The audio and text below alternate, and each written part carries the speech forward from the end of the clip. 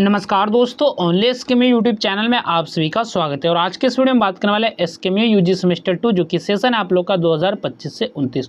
और आज के इस वीडियो में हम लोग बात करने वाले जो कि मेजर पेपर 2 है आपका, यानी कि MJ2 पेपर, और सब्जेक्ट आपका हिस्ट्री। तो इसके हम लोग यूनिट 4 के क्वेश्चन आंसर करने वाले हैं। और इसके पहले मैंने यूनिट 1 हो गया, यूनिट 2 हो गया और यूनिट 3 के वीडियो को बना दिया। अगर आपने उन सभी वीडियो को नहीं देखा है तो आप हमारे चैनल से जाकर देख सकते हैं। अगर आप चैनल पर नहीं ढूंढ पाते तो आपको इसी वीडियो के डिस्क्रिप्शन में प्लेलिस्ट का लिंक मिलेगा, तो वहाँ से जाकर आप सभी वीडियो को जो है सीक्वेंस में फॉलो कर सकते हैं। तो सबसे पहले बात करेंगे हम लोग very short answer type questions के बारे में, यानी कि वेरी शॉर्ट क्वेश्चंस के बारे में। तो पहला जो क्वेश्चन है, व्हाट इज फ्यूडलिज्म, यानी कि सामंतवाद क्या है। तो सामंतवाद क्या है, तो इसके बारे में आपको बताना है। तो सामंतवाद वह व्यवस्था थी जिसमें राजा भूमि या अधिकार सामंतों को देता था, यानी किसे देता था, सामंतों को देता, यानी कि जिन्हें जो सामंतवाद में भूमि या फिर अधिकार जो राजा के द्वारा दिया जाता तो उसे हम लोग सामंत कहते थे। और सामंत जो होते थे बदले में राजा को सैन्य तथा प्रशासनिक सहायता प्रदान करते थे। तो जो सामंत यानी कि जिनको जो राजा के द्वारा भूमि या फिर अधिकार जो दिए जाते थे, ये बदले में राजा को जो सैन्य तथा प्रशासनिक सहायता प्रदान करते थे, इनमें मदद करते थे। तो ये आपका सामंतवाद है, यानी कि फ्यूडलिज्म है। इसके बाद नेक्स्ट आपका क्वेश्चन है, mention any 2 features of Indian feudalism. तो भारत सामंतवाद की कोई 2 विशेषताएं लिखिए। तो भारतीय सामंतवाद की कोई 2 विशेषता के बारे में आपको बताना है। तो भारतीय सामंतवाद की 2 प्रमुख विशेषताएं भूमि अनुदान की प्रथा और सामंतों की बढ़ती राजनीतिक शक्ति थी, और सामंत राजा को सहायता देते। तो इनकी क्या विशेषता है, तो पहला आपका भूमि अनुदान की प्रथा, यानी कि राजा के द्वारा इनको जो है भूमि दिया जाता था या फिर अधिकार दिए जाते थे, ये आपका विशेषता हो जाएगी। इसके बाद सामंतों की बढ़ती राजनीतिक शक्ति थी, यानी कि जो अधिकार दिए जाते थे राजा के द्वारा तो इनकी जो राजनीतिक शक्ति थी इनकी बढ़ जाती थी, यानी कि इनकी राजनीतिक शक्ति जो सामंतों की मजबूत हो जाती थी। और सामंत जो होते थे राजा को बदले में जो है प्रशासनिक और सैन्य सहायता प्रदान करते थे, तो सामंत राजा को सहायता देते थे। यही आपका जो है विशेषता हो जाएगी भारतीय सामंतवाद के। इसके बाद नेक्स्ट आपका क्वेश्चन है, what is meant by land revenue. तो भूमि राजस्व से क्या अभिप्राय, यानी कि भूमि राजस्व से आप क्या समझते हैं। तो भूमि राजस्व जो वह कर था, यानी कि ऐसा कर, यानी कि वैसा टैक्स था जो किसान जो है अपनी भूमि और कृषि से प्राप्त उपज के आधार पर राज्य को देते थे, और यह राज्य की आय का प्रमुख स्रोत था। तो भूमि राजस्व आपका वह कर था, वह टैक्स था जो कि किसान जो है अपनी भूमि से, अपनी जमीन से जो कृषि के द्वारा प्राप्त उपज के आधार पर राज्य को देते थे, यानी कि कर जो देते थे, टैक्स जो देते थे, भूमि राजस्व जो अपने उपज के आधार पर देते थे राजा को। और यह जो था, यानी कि यह जो भूमि राजस्व था, यह राज्य की आय का जो प्रमुख स्रोत था, राज्य की इनकम का जो मेन सोर्स था। ठीक है। इसके बाद नेक्स्ट आपका क्वेश्चन है, question number 4, mention any 2 causes for the rise of new social classes in the post Mauryan to 650 AD period. तो उत्तर मौर्य से 650 ईस्वी तक के काल में नए सामाजिक वर्गों के उदय की कोई 2 कारण लिखिए। तो कोई 2 कारण आपको बताना है नए सामाजिक वर्गों के उदय के बारे में। और नए सामाजिक वर्गों के उदय के जो 2 प्रमुख कारण है, व्यापार वाणिज्य का विकास, और दूसरा आपका है भूमि अनुदान की बढ़ती प्रथा थे। तो ये 2 आपके जो है कारण हो जाएंगे, और इससे जो है व्यापारियों, शिल्पियों और सामंतों का प्रभाव बढ़ा। इसके बाद नेक्स्ट आपका क्वेश्चन है, what is meant by trade routes, यानी कि व्यापार मार्ग से क्या अभिप्राय है, व्यापार मार्ग से आप क्या समझते हैं। तो व्यापार मार्ग वे स्थल या जल मार्ग थे, यानी कि या तो स्थल मार्ग हो गया या तो जल मार्ग हो गया, ये व्यापार मार्ग थे जिनके द्वारा व्यापारी जो है एक स्थान से दूसरे स्थान तक वस्तुओं का आदान प्रदान और व्यापार करते थे। तो कोई भी जो व्यापार करता था, कोई भी व्यापारी, तो वो या फिर स्थल के जरिए, यानी कि भूमि के जरिए जो अपने सामान का आदान प्रदान करता था, अपनी वस्तुओं का, और व्यापार करते थे, या फिर जो जल मार्ग के जरिए अपने वस्तुओं का आदान प्रदान करते थे। यही जो आपका ट्रेड रूट्स हो जाएगा, यानी कि व्यापार मार्ग हो जाएगा। इसके बाद यहाँ से आपका शॉर्ट आंसर टाइप क्वेश्चन है, यानी कि शॉर्ट क्वेश्चन है। तो शॉर्ट क्वेश्चन पे चलने से पहले बात कर लेते हैं इस पीडीएफ के बारे में। तो ये पीडीएफ आपको कहाँ मिलेगा, तो ये पीडीएफ आपको हमारे टेलीग्राम चैनल ओनली एसकेएमयू पे मिल जाएगा, तो वहाँ से आप इस पीडीएफ को डाउनलोड कर सकते हैं। अगर आप टेलीग्राम पे नहीं ढूंढ पाते हैं तो आप इस वीडियो के डिस्क्रिप्शन में देखेंगे तो पीडीएफ का लिंक दिया गया है, तो आप लिंक पे जैसे क्लिक करेंगे तो आप टेलीग्राम पे रिडायरेक्ट हो जाएंगे और वहाँ से आप पीडीएफ को पढ़ सकते हैं। तो चलिए सबसे पहले देखते हैं शॉर्ट क्वेश्चन के बारे में। जो पहला शॉर्ट क्वेश्चन है, describe the main features of feudalism, यानी कि सामंतवाद की मुख्य विशेषताओं का वर्णन कीजिए। तो सामंतवाद की जो कुछ मुख्य विशेषताएं के बारे में आपको बताना है। तो सामंतवाद की मुख्य विशेषताएं, तो सामंतवाद जो एक ऐसी राजनीतिक, आर्थिक और सामाजिक व्यवस्था थी जिसमें राजा जो है अपनी भूमि या अधिकार जो सामंतों को देता था, और बदले में जो सामंत जो होते थे वो राजा के प्रति निष्ठा रखते थे, और जो आवश्यकता पड़ने पर सैन्य तथा प्रशासनिक सहायता देते थे। तो राजा के द्वारा जो भूमि या फिर अधिकार दिए जाते थे सामंतों को, यानी कि जिन्हें दिया गया तो वो सामंत कहलाते थे, और सामंत जो बदले में राजा को जो अब सहायता देते थे, यानी कि सैन्य सहायता देते, यानी कि सैनिक सहायता देते थे और प्रशासनिक सहायता देते थे। इसके बाद यहाँ पर भूमि अनुदान, ये भी आपका एक प्रमुख विशेषता है। सामंतवाद की प्रमुख विशेषता भूमि अनुदान की प्रथा थी। राजा जो है ब्राह्मणों, अधिकारियों और सामंतों को भूमि प्रदान करता था और इससे जो है स्थानीय शक्तियों का प्रभाव बढ़ा। तो ये आपका भूमि अनुदान। इसके बाद आपका सामंतों की शक्ति। सामंत अपने क्षेत्र में प्रशासन, कर वसूली और कानून व्यवस्था में महत्वपूर्ण भूमिका निभाते थे और धीरे धीरे वे जो अधिक शक्तिशाली और स्वतंत्र होने लगे। इसके बाद आपका विशेषता है कृषि आधारित अर्थव्यवस्था। इस व्यवस्था में कृषि अर्थव्यवस्था का मुख्य आधार थी। किसानों से भूमि कर और अन्य कर लिए जाते थे और भूमि पर नियंत्रण जो राजनीतिक शक्ति का महत्वपूर्ण आधार बन गया। इसके बाद आपका विशेषता है विकेंद्रीकरण। सामंतों की बढ़ती शक्ति के कारण केंद्र सत्ता जो कमजोर होने लगी और प्रशासन में जो विकेंद्रीकरण बढ़ा। इस प्रकार जो सामंतवाद ने स्थानीय शासकों और शक्तियों को जो अधिक महत्व दिया।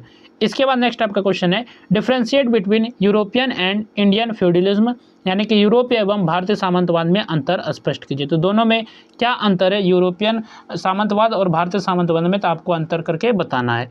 तो यूरोपीय और भारतीय सामंतवाद में कुछ समानताएं थी लेकिन उनकी प्रकृति अलग थी, यानी कि कुछ जो है समानताएं, यानी कि कुछ एक जैसी थी भारतीय सामंतवाद और यूरोपीय सामंतवाद, लेकिन इसमें भी कुछ भी प्रकृति जो अलग अलग भी थी।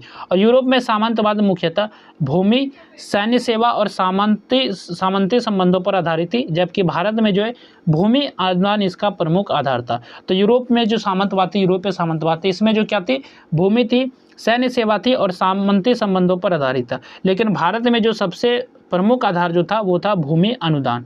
तो यूरोपीय सामंतवाद को पहले हम लोग देख लेते हैं। तो यूरोप में जो है राजा सामंतों को भूमि देता था और बदले में उनसे सैन्य सेवा तथा निष्ठा की अपेक्षा करता था, और सामंतों के अधीन किसान भूमि पर खेती करते थे और विभिन्न सेवाएं देते थे, और वहाँ जो है सामंतवाद राजनीतिक और सैन्य व्यवस्था से अधिक जुड़ा था। इसके बाद हम लोग बात करते हैं भारतीय सामंतवाद के बारे में। तो भारत में राजाओं द्वारा ब्राह्मणों, अधिकारियों और सामंतों को भूमि अनुदान देने की प्रथा जो है महत्वपूर्ण थी, और भूमि प्राप्त करने वाले को कर वसूली तथा स्थानीय प्रशासन में अधिकार मिल सकते थे, और इससे जो है स्थानीय शक्तियों का प्रभाव बढ़ा और जो केंद्रीय सत्ता कमजोर हुई।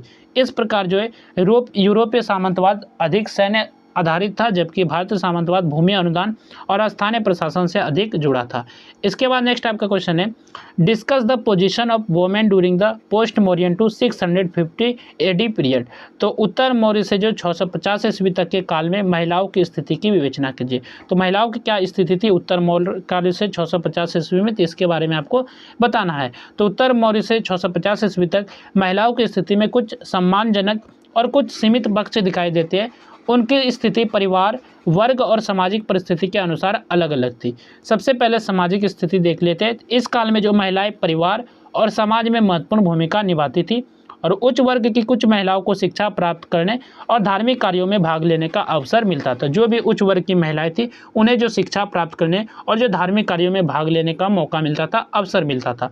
और राज परिवार की महिलाएं कभी कभी राजनीतिक और प्रशासनिक मामलों में भी प्रभाव रखती थी। तो जो राज परिवार की जो महिलाएं थी तो उन्हें जो कभी कभी राजनीतिक और प्रशासनिक मामलों में भी प्रभाव रखती थी।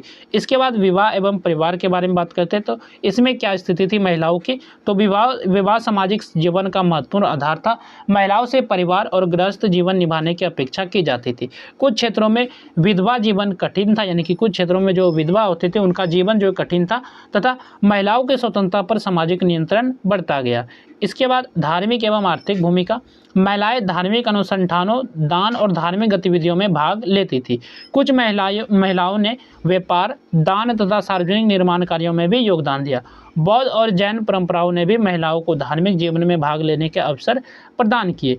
इस प्रकार इस काल में महिलाओं की स्थिति पूरी तरह समान नहीं थी।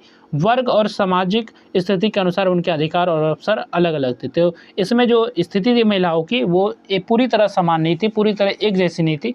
इनके वर्ग और सामाजिक स्थिति के अनुसार जो है उनके अधिकार और जो अवसर थे अलग अलग थे। ठीक है, क्वेश्चन नंबर 4 है आपका explain the changes in the caste system during the post Mauryan to 650 AD period.